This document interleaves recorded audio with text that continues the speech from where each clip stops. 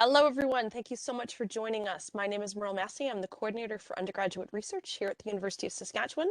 And you are joining us today to learn a little bit about signposting and what that means and how that's going to help your writing. With us is USask Library graduate writing specialist Jill McMillan, and she is going to tell us about what is signposting and how it's going to make our work so much better. Jill, over to you.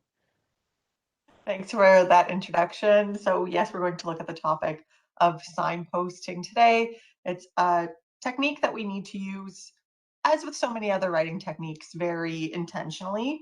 But let's just consider what it is before I get into how to use it.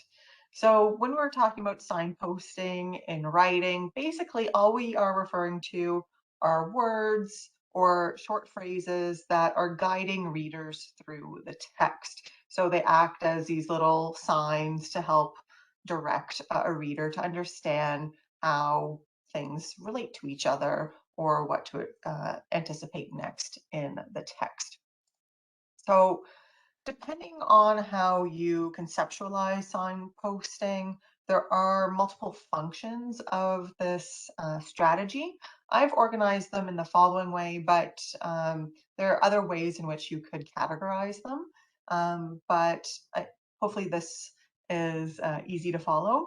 So one of the first reasons why we would make use of signposting is to more effectively communicate relationships. So basically we're stating in that choice of a word or a phrase, this is how this idea relates to this other idea in this other sentence, basically. It's also a very effective way if you need to communicate any structural information as it relates to your text. So helping a reader to anticipate what's going to happen next as they're reading. This is very effective, especially if you are writing a longer document.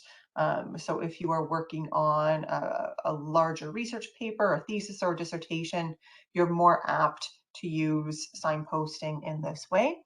And then overlapping somewhat with this is signposting as a means to help remind a reader of what they have already encountered. So it's a hearkening back to something that's already been discussed in the text. In other words, again, I'm going to quote Steven Pinker here. I'm a bit of a fan of some of his writing. Prose must cohere. Readers must know how each sentence is related to the preceding one.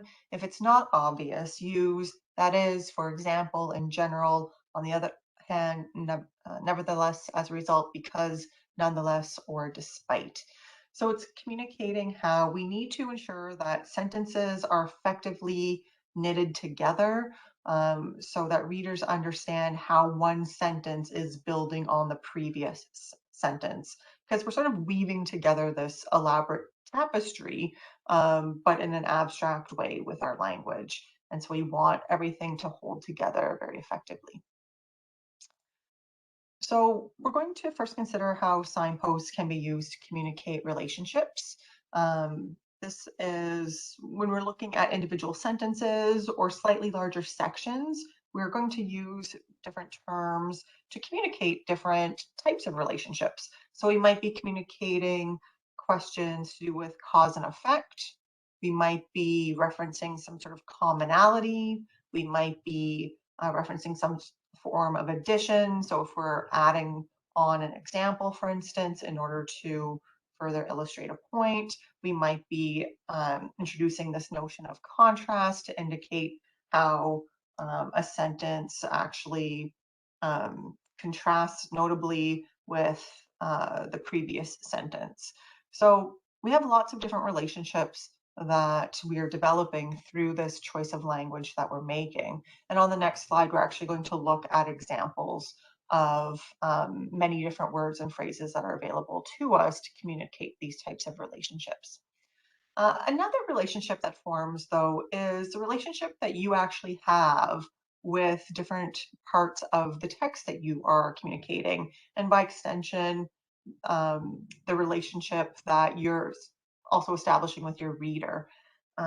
In choosing certain signposting words, rather, you are communicating something about the value that you are placing on ideas. So if you're using the word notably, a reader knows, hey, you think that this piece of information is more important, perhaps, than a previous piece of information that you've already shared, or you might be um, wanting to draw their attention to a point more intentionally. So this notion of relationship really is the foundation of a lot of the communication that we do. We're always trying to indicate what our thoughts are in relation to the work that we're engaging with, and then connecting that to our intended reader. So here we have a large table that is in admittedly quite small font, but I want to share this just to show how many different signposts exist and how we can draw on them in order to communicate different functions and different relationships.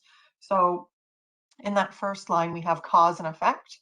And this is something that we encounter a lot of in academic writing. We want to draw we want to indicate whether or not something is affecting something else, whether and whether it's the cause of something else.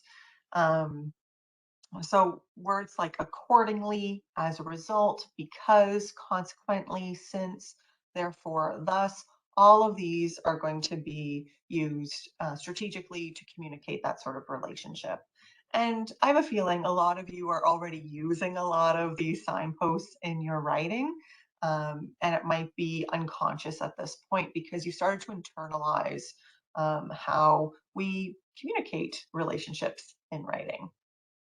Another very useful relationship that, or another really common relationship is that of commonality. So and now that's two in the same way, echoing, just like, likewise, similarly. This is showing how one idea is has a lot of commonalities with another idea.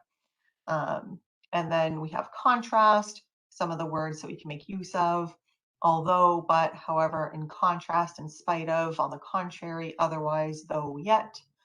Clarification, that is to clarify, to explain. Concession, granted, naturally, of course.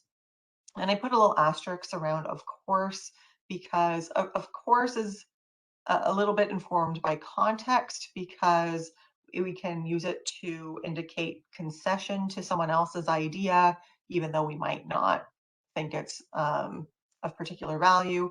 But we can actually also use this kind of phrasing to place emphasis on something. So the choice of course, is going to be very context specific. We can communicate conclusion, finally, lastly, in conclusion, to conclude, in summary. Emphasis, so again, this sense of where you want to place value on something, what you want your reader to pay more attention to. Indeed, certainly, of course, even, equally important, surely, without a doubt. And then if we want to indicate some examples, for example, for instance, demonstrate, to detail, to illustrate. Importance, again, this sort of value judgment that we're introducing, critically, foundationally, primarily, significantly. And depending on your discipline, the word significant or significantly has to be used with caution, simply because if you're referencing anything to do with statistics and data, you need to know what the expectations for that word are, because it has very specific meaning in certain contexts. So you just have to be cautious about how you're using that term. And then more general relationships. In relation more to sort of a location, above, below, beyond, centrally, here, peripherally, and then notions of sequence. Additionally, again, also, and, as well, finally, first, second, third, etc., etc. Furthermore, lastly, next, moreover, too, and lastly, signposts to do with time, after, always, during, earlier, following, immediately, later, never, next. I won't read them all.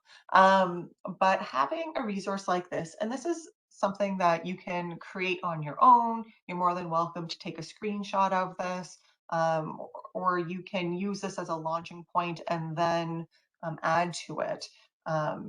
So it can just give us a little bit more flexibility, because sometimes we fall back on the same language sometimes, or sometimes we're not using language precisely enough.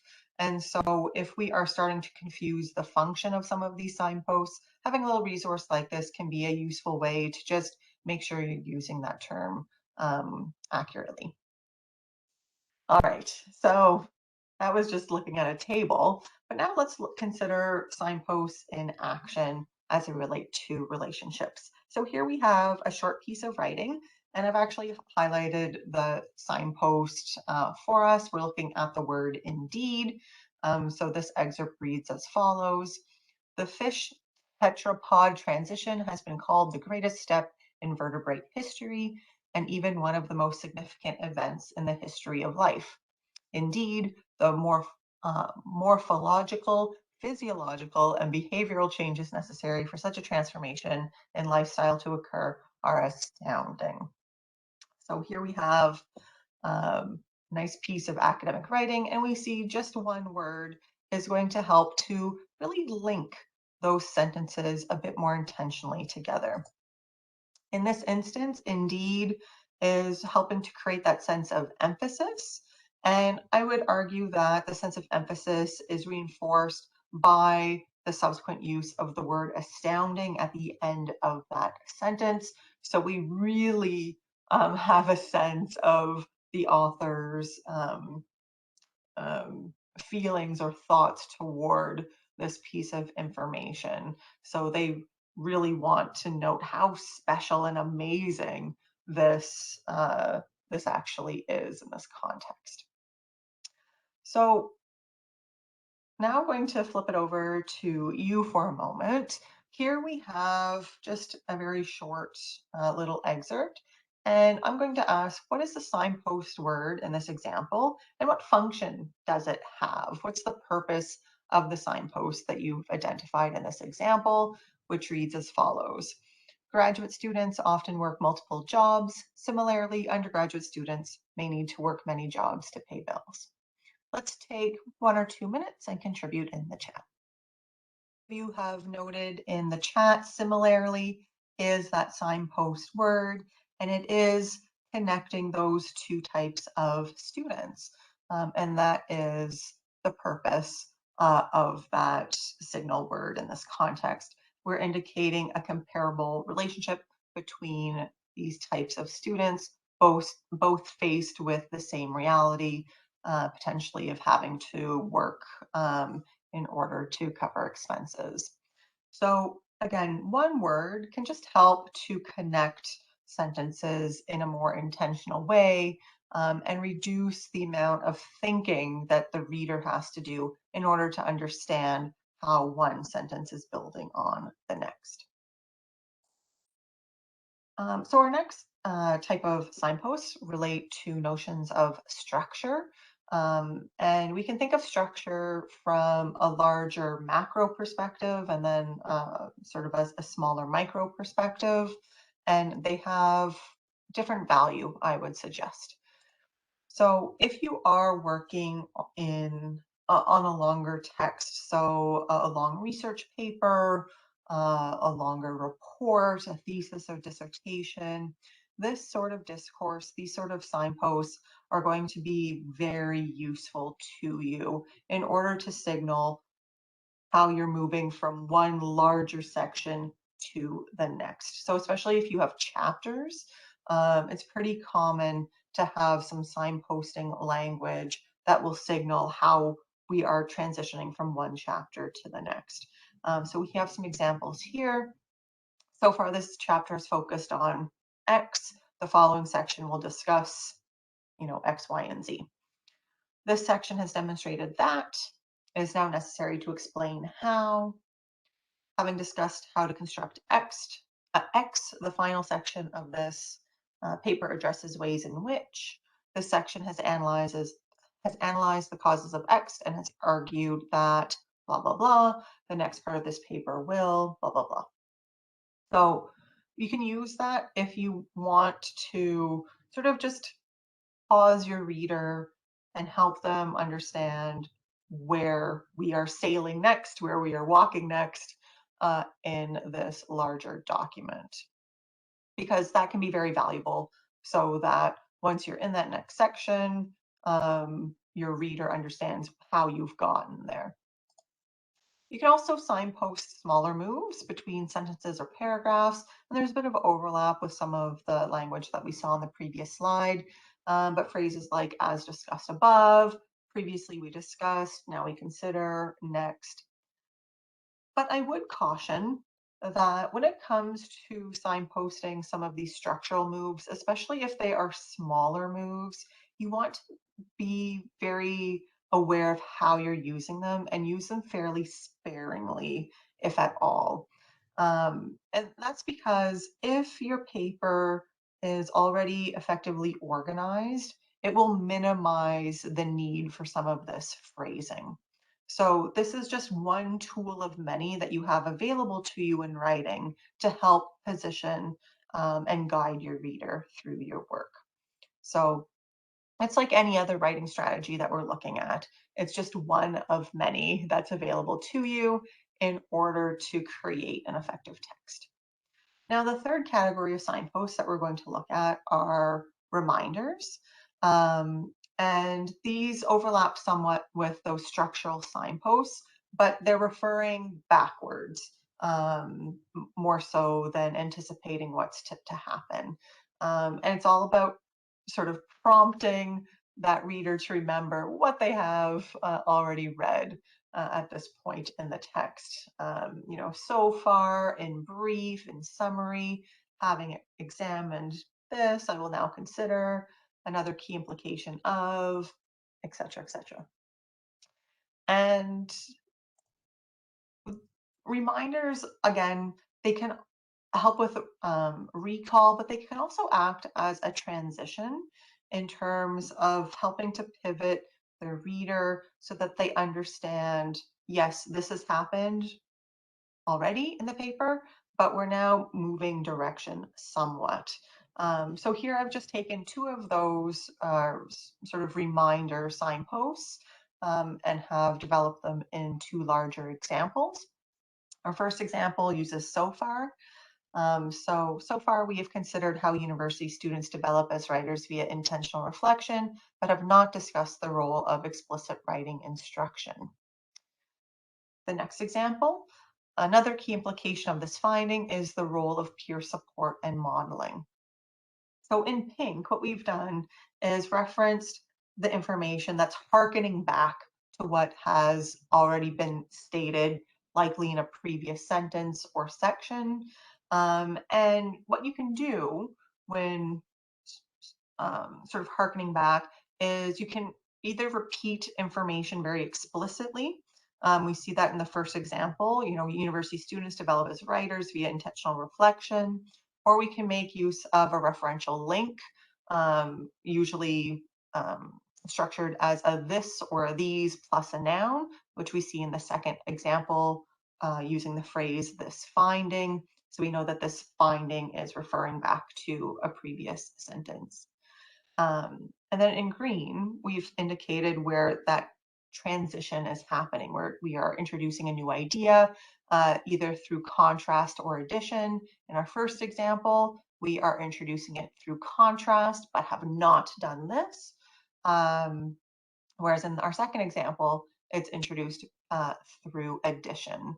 So we are now going to look at this other key implication, which is peer support and modeling.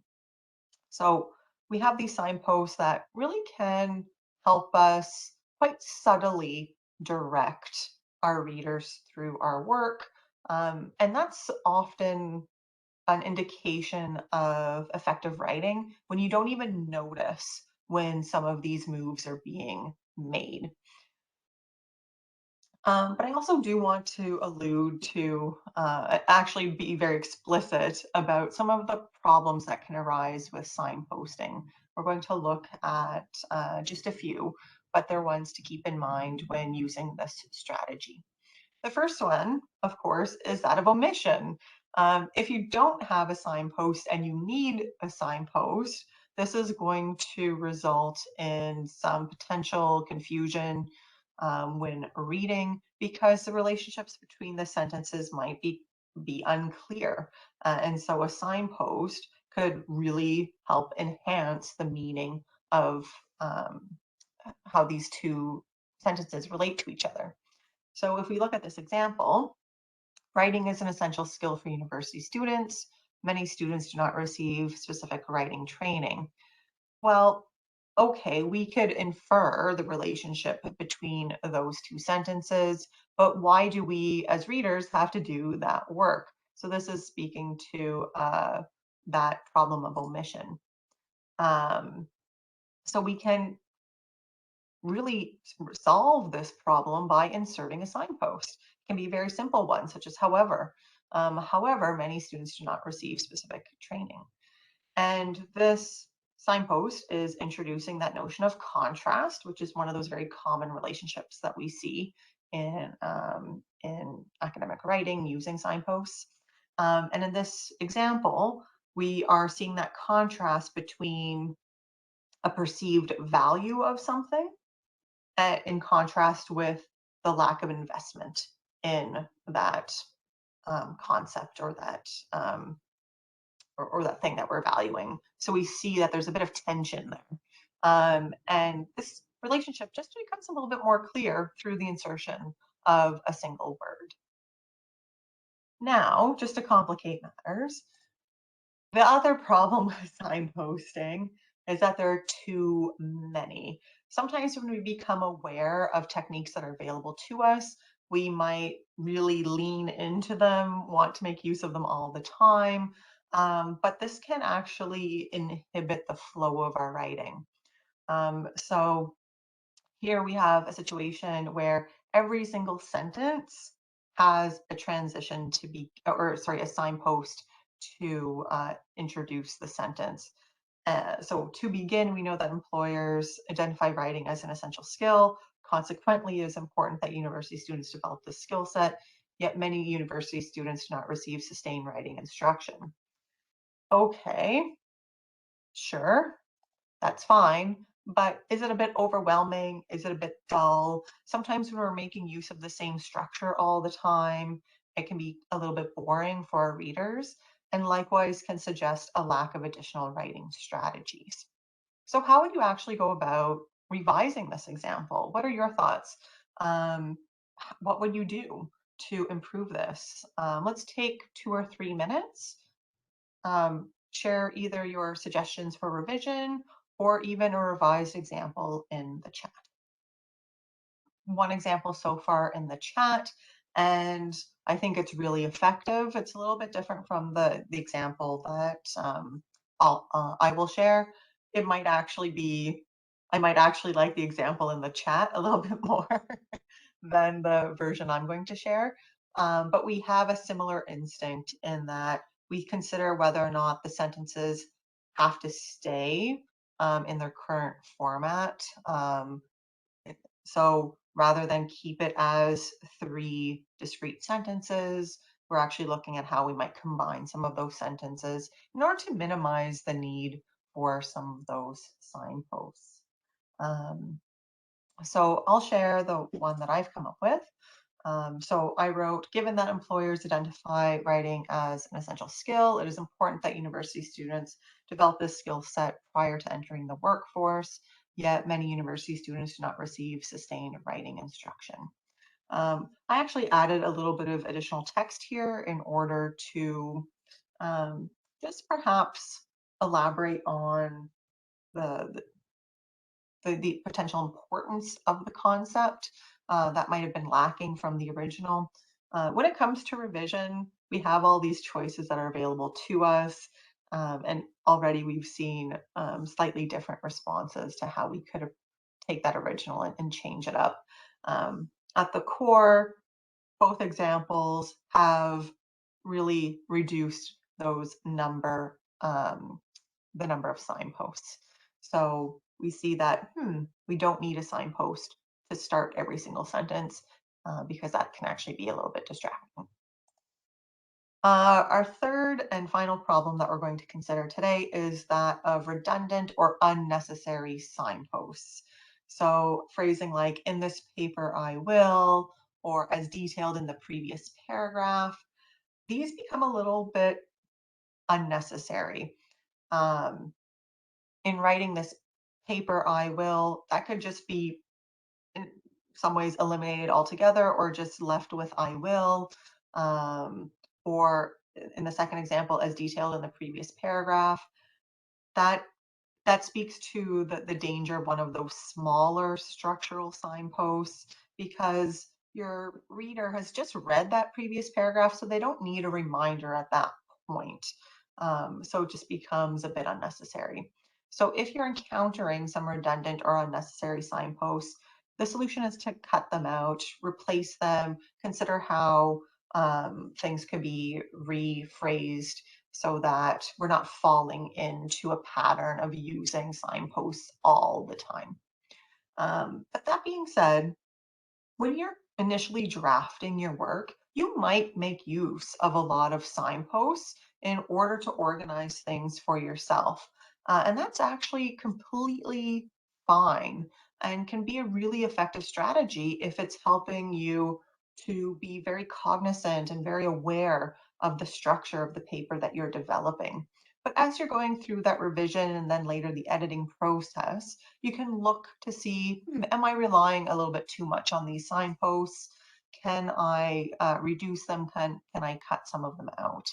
Um, because when it comes to signposts, we want to use this strategy with a lot of intention. Just sharing another quote from Steven Pinker. The problem with thoughtless signposting is that the reader has to put more work into understanding the signpost than she saves in seeing what they point to. It's better if the route is clearly enough laid out that every turn is obvious when you get to it. So again, really speaking to being intentional with how you're using this strategy. It's very useful, but often a, um, a sprinkling is going to be much more effective than a splatter of signposts in our text. So our takeaways: signposts are very useful for helping guide readers through text. They can communicate subtleties around relationships and text structure, as well as prompt a reader's memory and recollection of things that have been previously stated in the text. But you do need to strike a balance. You don't want to have too many that it's overwhelming the writing, but you need to ensure that you have enough that directions are sort of easy to follow, in the same way that a map would have appropriate information in it. Ultimately, signposts cannot make up for a lack of organization. It's rather one writing tool of many that are available to us as writers. So if you're looking for more insight into using signposts effectively, these are three resources that I quite like.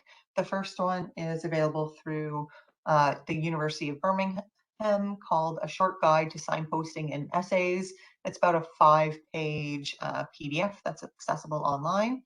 The second is one of my absolute favorite resources, the Academic Phrase Bank at the University of Manchester. Lots of skeletal frames, sentence frames, so that you can understand the function of all of those different phrases that you encounter in academic contexts. A very, very useful resource. And lastly, Writing Academically, Signposting, available through the University of Hull Library, is also a great resource. It's very brief, but it lays out the purpose and function of signposting really effectively. So thank you so much for joining me for our second style spotlight of the Sure Writing Retreat. If you have any questions, I'm happy to stick around. Super job. I totally, that was a really great session. Signposting is one of those things where I learned about it and then I put in too many, and now I think I've pulled almost all of them out. And so maybe I need to find my own balance. I'm going to stop the recording, and then if anyone has any questions, they can add them in. Thanks so much, Jill. And I think with signposting, so much of it is about empowering yourself with the knowledge that this tool exists, and then knowing it's what's a very expensive spice? Is it saffron? like using Yes, it very delicately and intentionally that's because you right. can't Here, afford to use a lot of it. that's it. Or you know how you always know like you need a little bit of pepper, but too much pepper is way too much pepper. Exactly.